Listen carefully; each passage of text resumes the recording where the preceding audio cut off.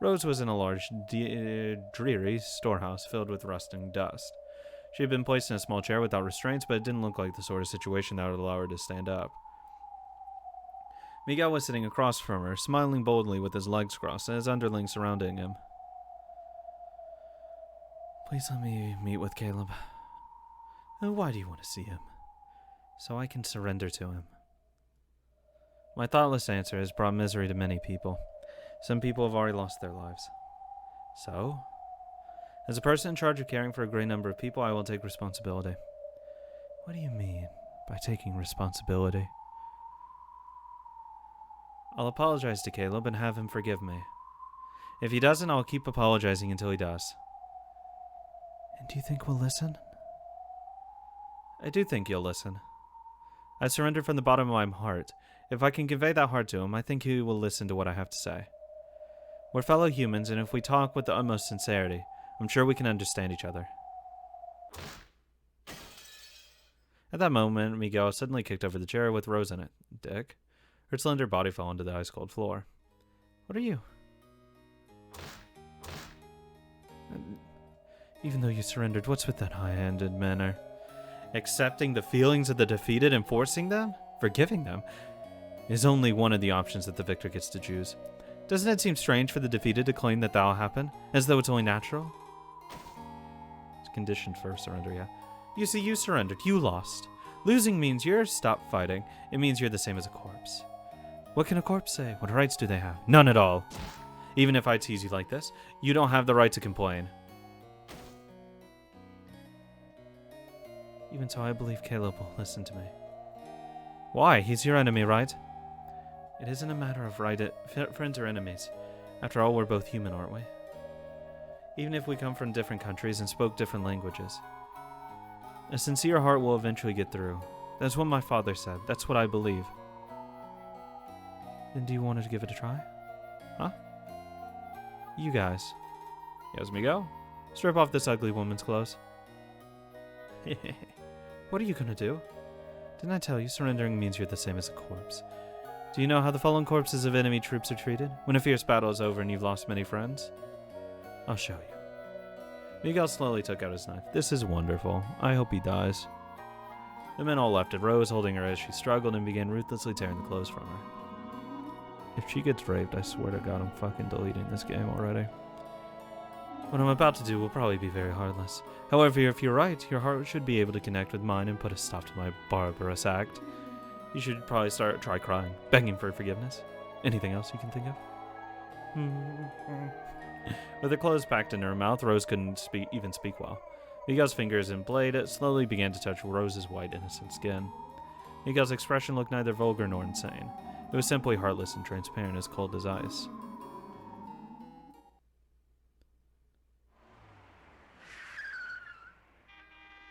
Fuck Caleb and his family. Would it be okay if I headed out pretty soon? Mom was always strict about getting home on time. I won't take up much of your time. We're headed to that storehouse. You are dead to me. Your entire family, dead. Miguel, dead. Caleb, dead. Every member, dead. All of them. No remorse, no mercy, just death. As they got out of the car, a man came dashing out of the storehouse, bowed, then whispered into Caleb's ear. What? Dang, that man has no patience at all. Caleb clicked his tongue and then started running. Leo followed after him. The instant they entered the storehouse, their noses were assaulted with a bad smell.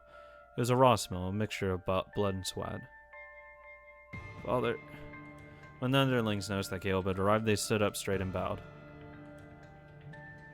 Slowly, Miguel rose to his feet and shrugged. Miguel, did that evil sickness of yours show up again? Caleb, I'm sorry. But this woman was just too beautiful. Leo wordlessly dashed forward and held Rose, who lay at Miguel's feet. Her innocent white body had been scribbled on all over with malice, madness, and an oil paint that was too red. The scene was innocently gruesome, like a baby playing with a toy until it broke because he didn't know his own strength. She seemed to be conscious, but her gaze was unfocused. When Leo called out to her, her eyes moved slightly, but she didn't respond with words. How could a single knife wound a person, to gouge out not only their body but their heart to this degree? That blade must have dug into her innocent heart as easily as a malice-filled knife through butter. Leo put Rose's jacket on her like a blanket and slowly lifted her up. I'm sorry, this isn't what I ordered. Die. I know. Shigame, no, Leo. I'll listen to your request. Kill yourself. That's my new request. I'd be willing to let this woman in Primavera go. It's too fucking late for that, dude. Really? It fucking skews you? Really? If you will become mine. Fuck off, dude. So once again, I've got to abandon what I'm trying to protect. I should never have gone on that boat. I should have stayed in that country all alone if I had to, and fought them until the end. I'll never abandon what I'm supposed to protect again.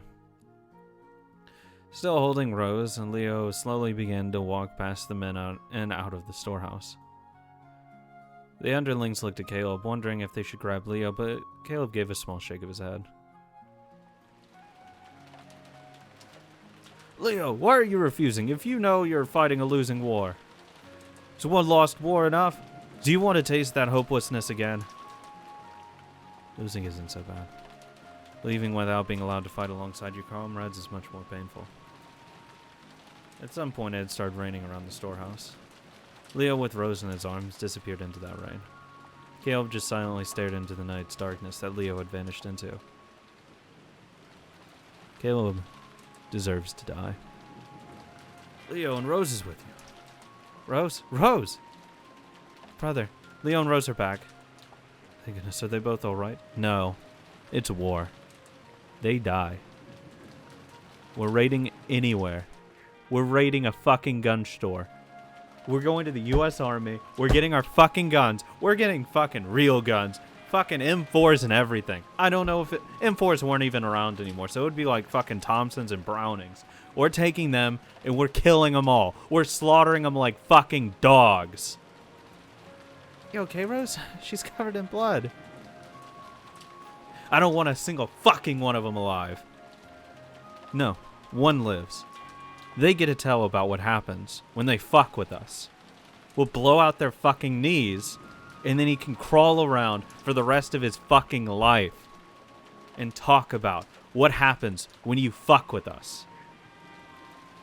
Rose's gray eyes still out of focus were a tragic sight. Seeing that, the women must have realized something terrible. Rose! Rose! It's because I was powerless. It's my fault. My fault. Yeah, it is. Don't blame yourself. You gave it the best you had. At any rate, let's go inside. I'll call for a doctor. Rose, hang in there. Rose. Rose finally showed signs of emotion. She cried weakly, and tears streamed down her face. You really hung in there. You really were strong. Amazing. Truly amazing. The two of them hugged Rose, crying. When he saw that, Wayne let out a cry like a howling beast. Over and over again, he slammed his head against a pillar until his forehead bled. Stop it, Wayne. Who's going to be happy to see you hurt yourself? Ah! Wanted to bear even a tiny bit of Rose's pain. Wayne hurt himself over and over again until Cyrus held his arms behind his back.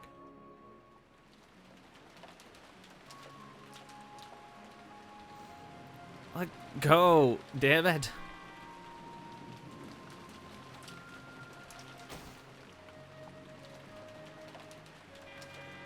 As he forced himself out of the hold, Wayne fell into the roadside, drenching himself in the puddle. Puddle of water. Who said they'd protect Rose as long as they lived? Who tried to act like some sort of knight? Now I've got no right to look at Rose's face. Hey, Wayne! Wayne! Wayne. Screaming Wayne ran, disappearing behind the curtain of rain.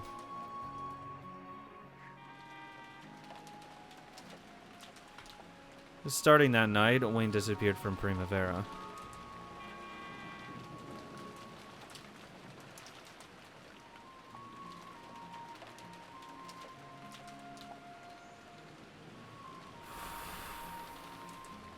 Stella and Meryl carried Rose inside, while the men remained where they were. Cyrus weakly crouched down where he stood.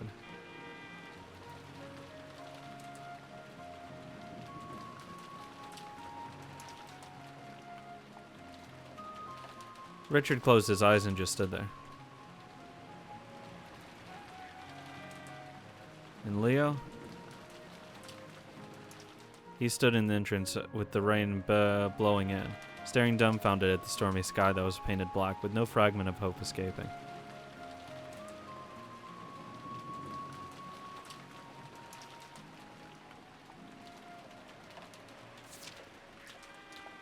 New ruler.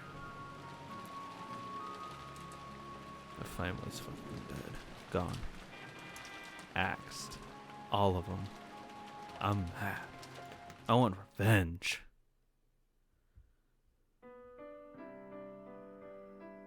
Leo was piling up fresh cooked pasta, humming to himself.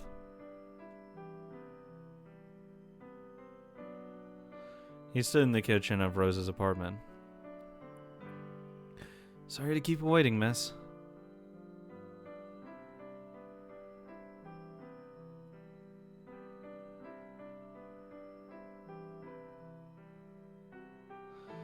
Here we have today's lunch. Leo Shishigami, spur of the moment style kitchen leftover pasta meal. That is a mouthful.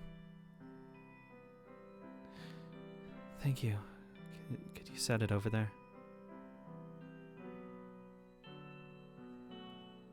Wait, I'll eat later. You didn't eat anything last night either, did you?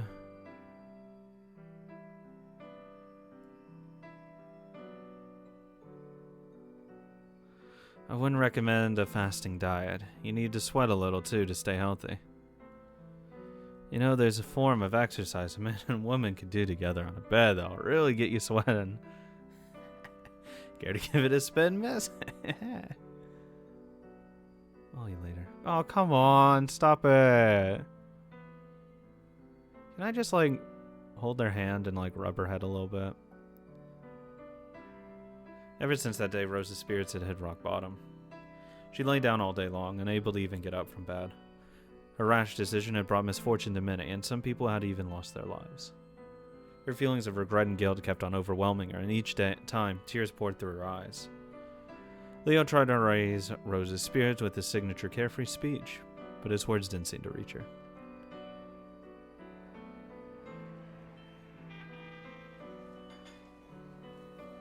Hello. Oh, Leo. How is it? How's Rose doing? Her sense of responsibility is strong, and that's probably hurt her deeply. She blames herself for bringing misery to many people. Nothing I say reaches her. I'm sorry, but it doesn't look like I'll be able to come to the club today either. I understand. Good luck, Leo. It's already becoming a rumor among the girls. They're saying that even Madame Rose has fallen into the Caleb family's clutches. Some of the girls are quick to talk, even though we told them so firmly to stay quiet about it. Unless Rose shows herself in high spirits, this unease will just get worse, right? Then what are we supposed to do? If we force Rose to come back when she's like that, that'll just make more people uneasy. Uneasiness spreads and grows. At this rate, Primavera will fall to pieces. There's only two things we can do. The first is to have Rose come back and ask the captain for his support again. It's not like that'll work. We don't know when Rose will be back. Anyway, the captain doesn't want to get on Caleb's bad side, and he'll just hold back and watch. In that case, there's only one option left. We have to surrender to Caleb. That's not an option. This is fucking goddamn war. They don't do that to Rose, and we just fucking take it. Nah, fuck that. I'm sorry, but Rose made the wrong decision. He's not the sort of person who can afford to get on the bad side of. Oh, he can't afford to get the bad side of us. That's the difference. Are you kidding? Are you saying we should give up it now? I still don't want to do it. More than you do. Why don't you think of a better plan?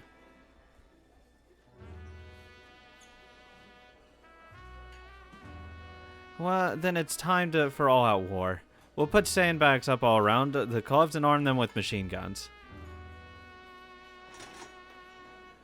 Let them come. It'll be a showdown on the mainland. We'll turn those mafia bastards into pincushions. Yeah, like we could do that, violent girl, trigger happy. Shut up, Queen of Surrender. Why don't you go lick Caleb's ass? I've never forgiven you for that stupid simple brains of yours. Oh, and this is coming from the woman who keeps her brain in her breast? I'll twist them out. What in the world are you two doing? Someone come over here.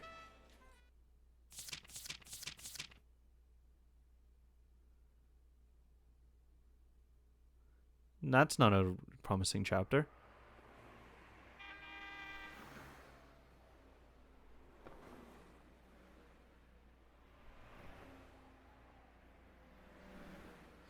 What's with that unhappy look on your face? You're the one who called me here, aren't you? I was just thinking about how underhanded you've been.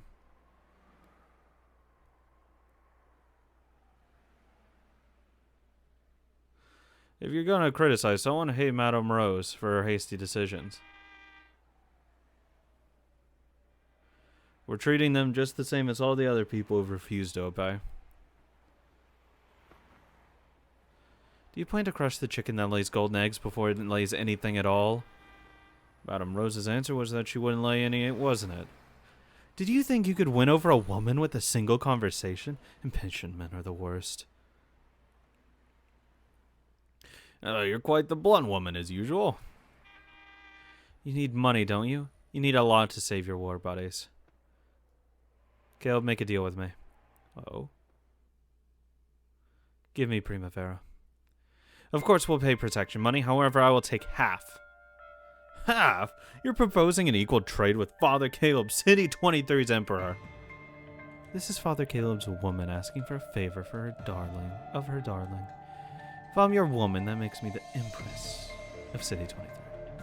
If so, couldn't a deal like this make sense? Ha ha ha. Sure, if you're speaking the truth, I'd have to lend an ear.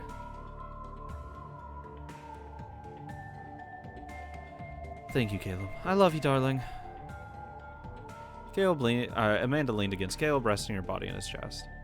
You're taking the underworld, and I'm taking the best woman. That's the best? Please. Please. A bad emperor should have nothing less.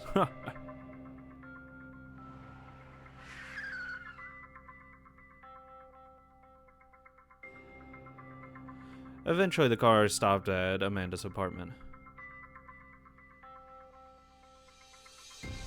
Caleb's underlings, who had heard about their relationship, no longer treated Amanda like a prostitute. Thanks, douchebags. They bowed respectively, as if she was the first lady, and opened the rear door to the car. It's a shame we'll have to say goodbye for the day. Forgive me. I'm on my way to dinner meeting with the occupying forces, bastards.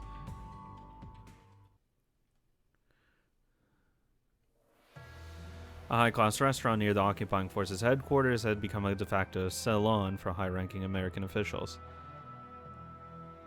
That was where Caleb would meet with them over dinner. Hey Caleb, you're more punctual than I thought you'd be. I'm a man who keeps his promises. Even Americans who won't become business partners with the man who breaks his promises. I'll reintroduce everyone. This is Caleb Carigi. Pleased to meet you, I'm Caleb. Several high-ranking officers who had a dignified presence that was clearly greater than Butler's were already seated. With expressionless faces, they stared at Caleb as though praising him. Please introduce them two. Their rank is sufficient to speak with me on an even level, isn't it? Forgive me, but this meeting is unofficial. Also, they still haven't acknowledged you as their business partner. Oh, so they don't want to name themselves. Don't take it the wrong way, they're just being cautious. If they weren't, they wouldn't have all those medals on their chests. You've got that right. Very well, I have to share them their names one of these days. Do these big shots understand my position? Of course, I've explained that you're the Don of the newest and most powerful family in City 23. Good enough. Did you accept the money I sent them? I'd like to hear their opinions. He wants to know if you can accept the money. Yes, that's quite a lot. No, I'm worried about what he'll ask for this. Tell him we're open to negotiations, but we don't plan on accepting his buyout. Don't let this Jap get too full of himself. Understood. Let me handle this. I respect that one. He's the dude. He's the man. What are they talking about? Going on about? Sorry about the wait. This is what they're saying. They're surprised at the large sum of money. They're also worried about what you'll ask for in exchange. The money is only a greeting. I have the power to move money like that around as I please. That's the nature of our greeting. So you won't expect anything in return? The deal's still to come. If they'll hear out my wishes, I'll bring even more money. Even now and then, Butler would translate Caleb's words into English and pass them on to the officers. The officers spoke their brief opinions and had Butler translate those into Japanese. They're saying they'll listen to what you have to say, however, they'll decide whether to become business partners with you depending on your words. What I want is very simple. I want them to let me have control of all business projects in City 23. All of them, he says? That's crazy. Caleb, that's impossible. We have the responsibility to manage, distribute official business undertakings and projects. Don't lie, even you guys are giving good treatment and kickbacks to certain American businessmen, aren't you? If you're gonna keep making lies that obvious, I'll smash your skulls together. Hey now, don't threaten them too much. You don't want a fucking military boot on your fucking throat again? What happened last time you guys fought us? Unlike me, these people are executives. I'm pretty sure any lack of politeness will hurt your case. Let's see. Well, not beating around the bush, I'll go straight to the point. I'm going to make your share even bigger than it has been before. What do you mean by that? Tell me honestly how much you're getting out of your American businessmen. I'll line up even more money than that. So you want to chase out the people behind their special offers counter and buy the position for yourself. Exactly. I don't think they'll have anything to lose. So it turns from I want to help the Japanese people and I will just buy out more American people and give them even more money and end up we aren't actually helping ourselves even that much more than we already are. Caleb, let me be straight here. You're far from being the only mafia around. Huh. In the same way you control City 23, there are mafias in the States that are no stronger or weaker than yours. Like you, they've stuck their necks into the headquarters of all of the cities, and they're already brokering deals for their special interests. So you're scared of making them mad. What you're trying to buy also belongs to them. It's not something we can make decisions about on our own. Interesting. In that case, you can bring those mafia bosses here. We'll settle matters with them however you like, with money or with bullets. Bullets would be a problem. The sound of guns would not be favorable in Tokyo at this time. What are you gonna do, Butler? You're trying to keep me quiet. Maybe. My superiors would be willing to negotiate with the American families regarding the sale of what you desire. However, as I'm sure you know, it'll take quite a lot of money. Just like you, they tend to be greedy and short-tempered. You're still trying to size me up, Americans. Very well, let me hear your asking price. What do you want? $8 billion. 100 million Japanese dollars. All of it, up front, in cash. Do you have the power to do that? Fuck, we're screwed. Who do you think you are? Americans? Yeah, we are Americans. Caleb rose to his feet in anger. I know it's like implied, who do you think you are, Americans? But when you add the comma, it becomes, who do you think you are? Americans? Yes. We fucking are. Big dicks. Let's go. Caleb rose to his feet in a rage. He slammed his fist down on the table, knocking over his wine glass and staining the tablecloth. You don't want to fucking catch these bullets again, dude. Butler, that wasn't a translation error, right? No, the price went up again. They really said 100 million. Should I take that as their answer? What do you mean by that? I'm not answering that. Figure it out for yourself. Are you sure about this, all of you? Are you sure you want to send me home like this? You might end up in a situation with your hands that can't be fixed with money. Got it? Hey, what happened to all that power? What happened to all that money you had? Trying to scare us now, aren't we? Japanese are such a savage bunch. I guess no matter where we go, we can't expect the mob to be anything more than uncivilized fellows. What's so funny? You're a fucking joke. They weren't laughing at you. It's a misunderstanding. Please forgive them. However, they're also saying this. If you really do bring 100 million here, they won't be able to deny this Japanese person's request. If I bring 100 million, they'll really give me full control over that special offers contract, Connor. That depends on your attitude going forward. However, if you manage to bring a full 100 million, we'll acknowledge you as their partner. I can promise you that. Very well. I won't forget that promise. I promise it. However, these people are gentlemen, so they won't make a deal no matter how much money is in it unless their partner is a gentleman too. Do not threaten us again. That's the last condition of this deal. Well done, father. Yeah, well done, dude. Yeah, you really showed him. Strong-armed him.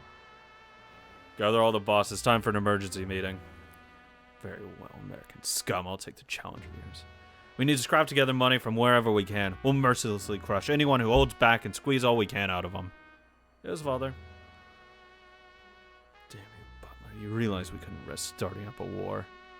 Even the Caleb family had no chance of winning an all-out war against the occupying forces. Yeah, no fucking shit, dude. They'll get fucking massacred. Try us. Try. There had been ways to slowly build up funds from the shadows without bringing about a war. But Caleb had decided there wasn't time. There is no time. Our fellow countrymen are starving in the streets today. Because the problem is he had this whole bravado that he's this strong guy. He's this big dude. He is rah, rah, rah, rah. We're going to make it we're going to make everything amazing. And then he gets called out on his fucking bullshit. And he's done. Cut.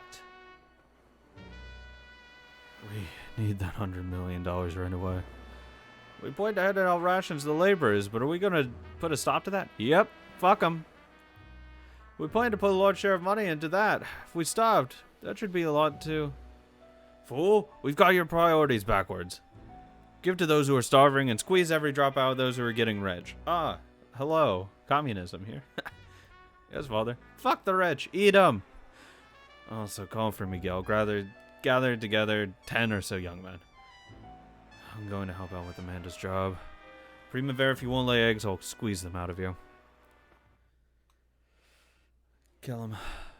Just like your information said, that man was like a wounded wolf. Well done, Captain. Gentlemen, shall we have another drink? You overcharged him as you ordered. But are you sure about that? It's an impossible sum. That man can't prepare it. And if he can, will you acknowledge that man as your partner? Fuck no. It's impossible, Captain. We'll never acknowledge him as a partner. As I thought. He wanted a one-to-one relationship with us. That was a mistake. Correct. It has to be 1 + 1 = 2. You mean it has to be a deal with someone who has something to offer? Not that, Captain. We're the two. We're the two. They're the one. Out of respect, we added another 1 to their 1, making them on par with 2. Ah, 1 + 1 = 2, I see. Do you think the Japanese are a bit conscious of their position as the people of a defeated nation? Defeated nation. True, the Japanese will speak of a war as having ended, rather than being defeated. In the first place, the natural result of losing a war is to be pulled up by the roots and burned to the ground. Despite that natural state, we represent the civilized nations of the world. Show compassion, treat the defeated citizens like humans.